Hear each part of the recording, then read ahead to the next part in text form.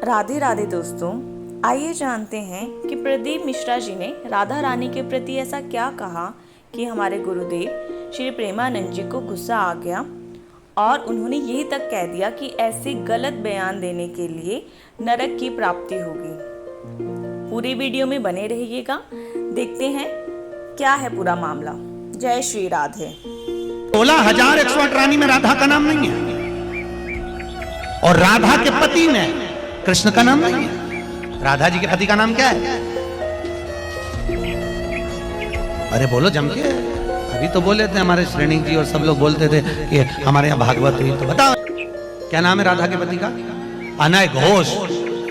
राधा जी की सास का नाम था जटिला, ननन का नाम था कुटिला। राधा जी का विवाह हुआ था ग्राम छाता। कहाँ की रहने वाली थी राधा?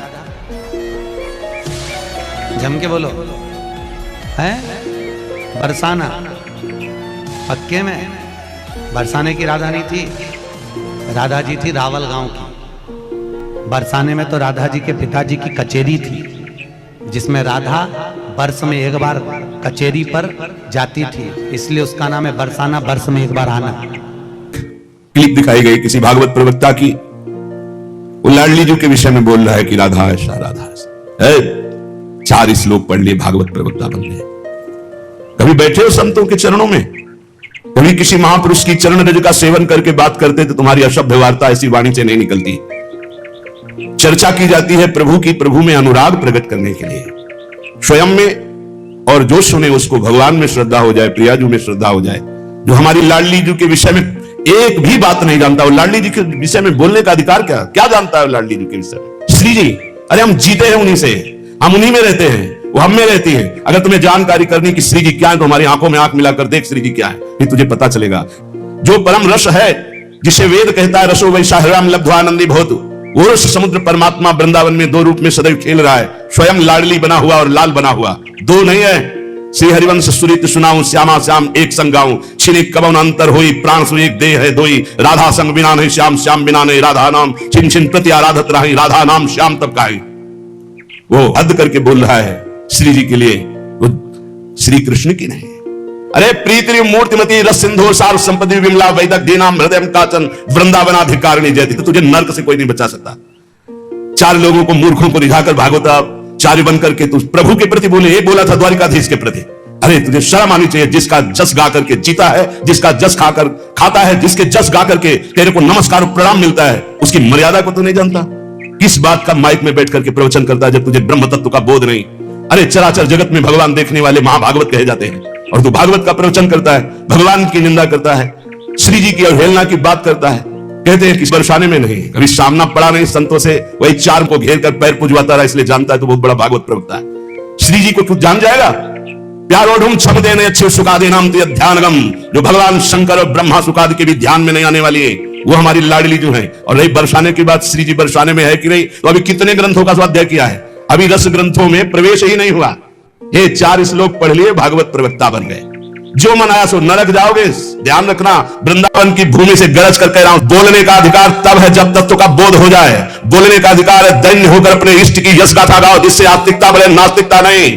अपने को बड़ा तो ज्ञानी समझता है। लाडली जी के विषय में रस ग्रंथों में प्रवेश नहीं है, रस ग्रंथों का किंचन मात्र ज्ञान नहीं है। और कह रहे हैं देखो हमारी लाडली जी कौन है? तस्यापार रससार विलास मूर्ते, रानंद कंद परमाद्भुत सौम्य लक्षणा, ब्रह्मादि दुर्गम गतिर वृषभानुजाया, कैंकर्यमेव मम जन्मनि जन्मनिष्यात्। तस्या अपार रस सार विलास मूर्ते। अपार रस के समुद्र हैं लालजू, और अपार रस का सार है लाडली जू। प्रीति मूर्तिमती रस सिंधु सार संपदी विमला। प्रीति के समुद्र का सार है हमारी लाडली जू, सांद्रानंद घन प्रेम मूर्ति किशोरी। श्री लाडली जू कौन है? जो अपार रस समुद्र का सार है। अपार रस समुद्र कौन है? रसघन मोहन मूर्ति श्री लालजू महाराज। लालजू के हृदय का मूर्तिमान प्रेम श्री राधा किशोरी जू है। जो आनंद कंद श्याम सुंदर के सुख की परम अद्भुत शोभा और खान है। की गति को जानना ब्रह्मादि के लिए भी दुर्गम है। ब्रह्मादि दुर्गम गतिर वृषभान, जिनके अंश से ऐसी अनंत शक्तियां प्रकट होती है, करोड़ बिजली की कांति जिनके श्रीअंग से कोई उन्हें स्पर्श कर सकता है, कोई उन्हें देख सकता है। हे बहुत हमें अंदर से गुस्सा लगी सुन करके कि प्यारी जी और प्यारे जी के विषय में जानता नहीं, कभी वृंदावन की रज में नहीं लौटा होगा, कभी रसिकों का संग नहीं किया, और कह रहा है कि लाडली जो वृषभान पर बरसाने में ही नहीं है। हमारे आचार्य कह रहे हैं, देख सखी राधा पी केली, ये दो खोई खिरक गिर गहवर, बिहरत कुंवर कंठ मुझ मेली। हर समय प्रिया प्रीतम की उपस्थिति गहवर बन बरसाने में की मानी गई। इतने रस ग्रंथ है, ये क्या 4 अक्षर पढ़ लिए और भागवताचार्य बन करके ऊट पटांग की बातें करते। अनुराग रस की सार मूर्ति, सांद्रानंद घन प्रेम मूर्ति, किशोरी जिनके श्री अंग से अनंत बिजलियों की कांति प्रकट होती, जिनके निकुंज को देखना बड़े बड़े ब्रह्मादि के लिए दुर्लभ है। महारानी को ये क्या बोलता है? एक ने बोला था कि राधा राधा बोलोगे ऐसा ऐसा, तुरंत पता चला था कि 2-4 दिन में हटा दिया गया था।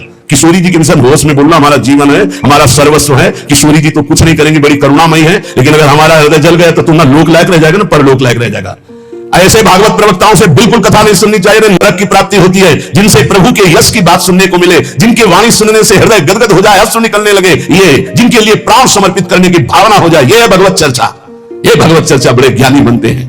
अभी तत्व के विषय में मत बोलो, कृष्ण तत्व को तो तुम जानते नहीं हो। जो ब्रह्म तत्व में स्थित है उनकी भी हृदय की स्थिति को ऐसे आकर्षण कर लिया। बोलते हैं कृष्णात् परम किमपि तत्व महान न जाने, कृष्ण का भी परम तत्व राधा बोलने का अधिकार पहले सीख। पहले रसिकों की चरणामृत पियो, चरण रज लगा उनकी जूठन खा, तब तेरे में सामर्थ्य है कि राधा बोलने की। मैं केवल बोल दिया ऐसे, ऐसी धूर्तता से शब्द निकले थे कि ऐसा लग रहा था कि नजदीक हूं, तुमको बताऊं कि राधा क्या तत्व है। अभी तुम क्या समझते हो? भोली भाली किशोरी को ऐसा मत समझ लेना। उनके जन ऐसे हैं कि तुम्हारे सर्वनाश करने में बिल्कुल समर्थ हैं। एक संकल्प में न तो लोक लायक रह जाएगा, न परलोक लायक रह जाएगा, पक्का। ये हम वृंदावन से गर्जना करें, महारानी जी के विषय में बोला तो न लोक लायक, देख लेना, सभा में कह रहा हूं, देख लेना, न लोक लायक रह जाएगा, न परलोक लायक रह जाएगा।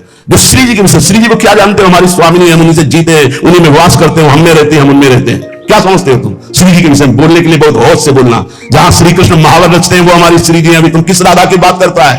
अभी जाना कहां राधा को? राधा को जान जाएगा तो आंसुओं से वार्ता होती है, वाणी से मुंह हो जाती। कौन कह रहा है कि वृषभानुपुर बरसाने में श्री जी की उपस्थिति नहीं हो तो कभी कभी, और यहां क्या कह रहे? ये प्रादुरस्त कृपया वृषभान गे सात किंकरी भवत में ममाभिलाषा। जो प्रकट हुई वो सदा प्रकट है। लाडली जो महल में नित्य विराजमान नेत्र है, उसके कभी गया बरसाने, देखा है कभी श्री जी को? राधा बाबा ने देखा तो बात कर रही थी श्री जी, राधा बाबा बात कर रहे थे, और जितने प्रेमी जन उनसे श्री जी बात करी। क्या जानते हो तुम?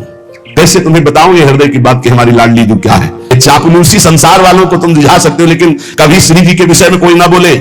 नहीं, ऐसा ना समझे उनकी ऐसी शक्तियां हैं कि तुम किसी देख लेना किसी काम का नहीं रह जाएगा। ये सांप नहीं है, ये परिणाम बोल रहा हूं, माइक से बोल रहा हूं, चिल्ला के बोल रहा हूं, कोई नहीं बचा सकता उसको। या तो जाए बरसाने और साष्टांग दंडवत होकर महारानी जी के सामने घुटने टेक दे कि मेरे से गलती हो गई, मैं आपकी महिमा को नहीं जानता, तो अत्यंत दयालु कृपालु लाडली क्षमा।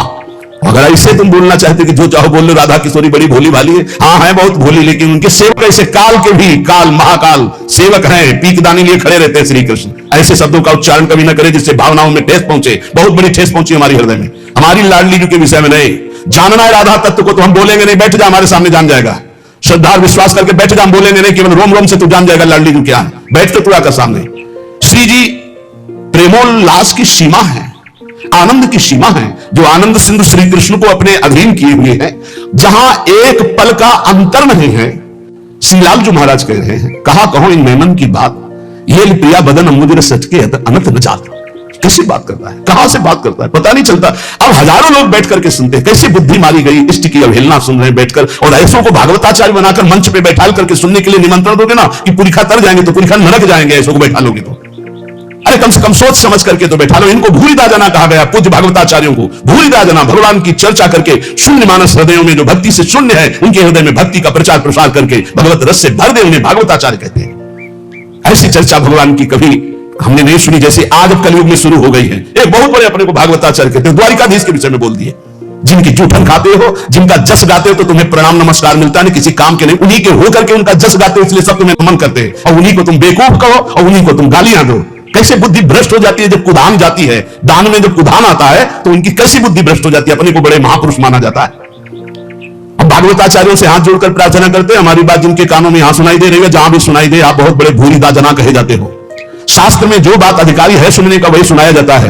गुरुजनों के चरणों में बैठकर जब भागवत सीखोगे तब आपको पता चलेगा कि शास्त्र की अधिकारानुसार उपदेश दिया जाता है। नहीं तो भगवत लीलाओं का गायन किया जाता है, जिन लीलाओं के श्रवण कथन से चित्त आकर्षित होकर भजन में लग जाए, प्रभु में लग जाए।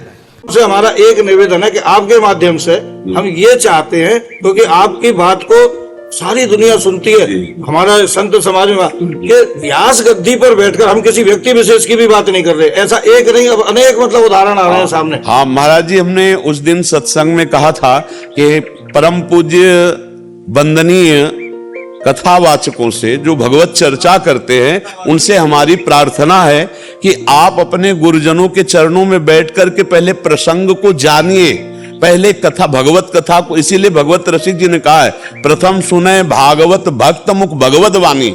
जो महापुरुषों के चरणों में बैठ करके भगवत चर्चा करने को सीखता है कि क्या बोला गुरु जी ने, वो सुनाता है, उससे मंगल होता है। अब आजकल ऐसे प्रवक्ता लोग हैं कि जो प्रसंग को छूते ही नहीं।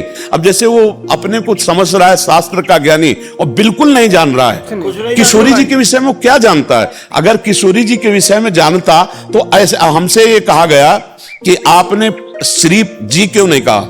अच्छा, श्री और जी हम कहो, हमारी श्री जी के आगे तो श्री जी लगाया नहीं, उसने कहा राधा के पति। तो हम तो किशोरी जी के गुलाम हैं, वो हमारे मालिक के आगे श्री जी नहीं लगा, उसके आगे हम श्री जी लगाएंगे।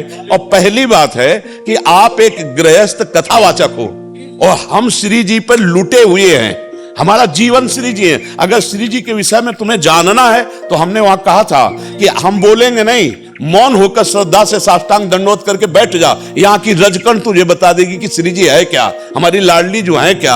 हम उन्हीं से जीते हैं, हमारा जीवन लाडली। ब्रजवासियों के टूक खाओ और ब्रजरज में लोटो और रजरानी कृपा करे, तब जानोगे राधा रानी क्या है। ये अत्यंत गूढ़ रहस्य है, श्री कृष्ण के हृदय का छुपा हुआ प्रेम धन है, तुम कैसे जान जाओगे? अब वो कहते श्री ऐसा ऐसा ऐसा। अरे पढ़, पहले शास्त्रों को पढ़, कहां से क्या बात कही गई है, उसका स्वरूप क्या है। रायण गोप की बात आती है, केदार की पुत्री वृंदा ने तपस्या की, उनका भी न श्री जी के अंश से प्रादुर्भाव हुआ और कृष्ण के अंश से रायण घोष का, और एक वो लीला हो गई श्री जी और लालजू।